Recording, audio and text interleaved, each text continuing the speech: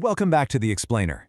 So, I want you to picture this for a second. Imagine securing a massive, ultra-modern mega mansion right on a cliffside in Malibu, California.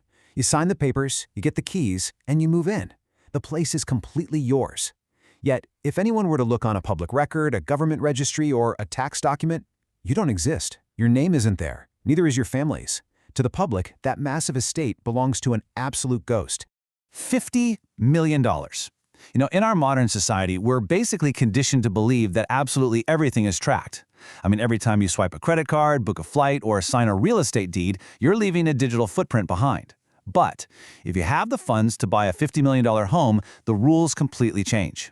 For the ultra-wealthy, the top 0.1%, privacy isn't just some simple preference. It's an elite commodity.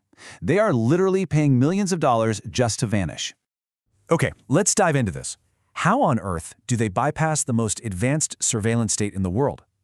In a culture that's just completely obsessed with flexing wealth on social media, how do America's true billionaires buy super yachts, rare art, and prime Manhattan penthouses without ever leaving a trace?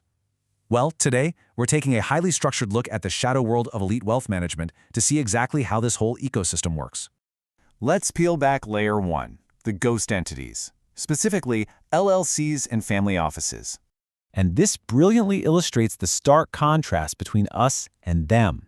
If an average buyer wants to purchase a luxury car, they walk right into a dealership, hand over their ID, and sign their legal name. But for a billionaire buyer securing a custom fleet, their legal name never even enters the room. Instead, they operate entirely through an intermediary called a family office and a corporate veil known as a shell company. Actually, corporate anonymity is a multi-billion-dollar industry right here in the United States. While most states demand to know exactly who owns a business, there are 3 specific states, Delaware, Wyoming, and Nevada, that allow the creation of completely anonymous shell companies. And a shell company is literally just a business that exists purely on paper. It has no employees, no physical office, no actual operations. It's nothing but a legal shield. So, to make a purchase totally untraceable, asset protection lawyers use a strategy known as the Matryoshka Doll. It's like a giant puzzle.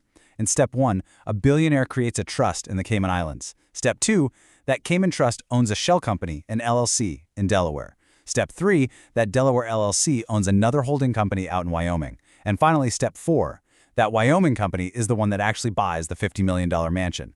So if a journalist or an investigator tries to look up who owns the property, they hit a legal brick wall of shell companies leading to other shell companies. But who actually manages this ridiculously complex web? Enter the family office. This is a private wealth management firm that serves only one ultra-rich family. The CEO of this office actually holds the power of attorney. So when a multi-million-dollar transaction goes down, the family office's lawyers sign all the paperwork. The billionaire doesn't even have to be in the same country. They just get to enjoy their purchase, completely insulated from any public records.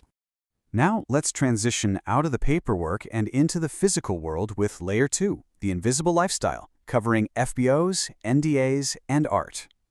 Think about how you and I travel. We go through the TSA lines, we take off our shoes, we scan our passports, and we wait in crowded terminals, right? Well, for the ultra-wealthy, public airports basically do not exist. They utilize FBOs, or fixed-base operators.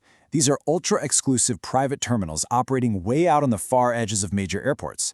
A billionaire's armored SUV literally drives directly onto the tarmac right up to the steps of their private jet.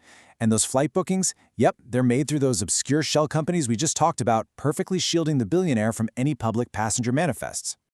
And when that private jet lands, the level of shielding only intensifies. Elite 5-star hotels across New York, Miami, and London have incredibly highly classified protocols for these individuals.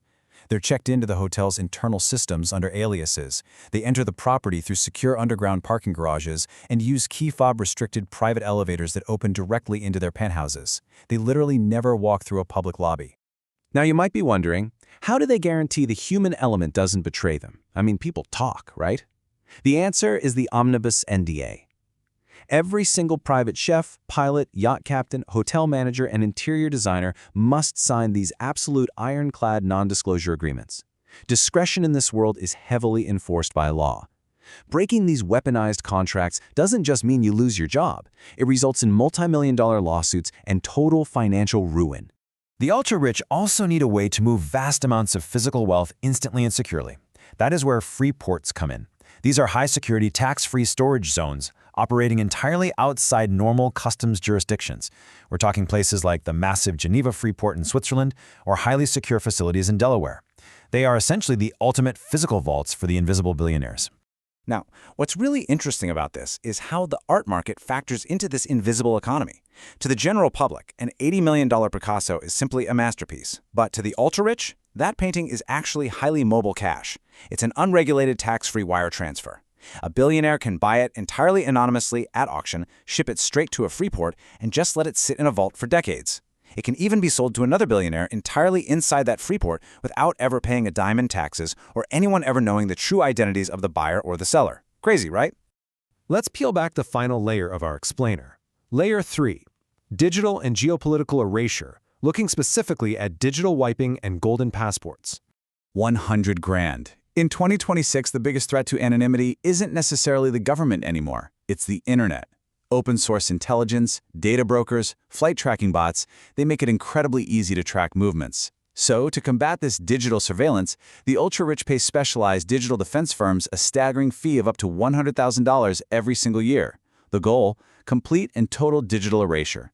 These cybersecurity firms go to absolute war for their clients' privacy. They target specific digital footprints.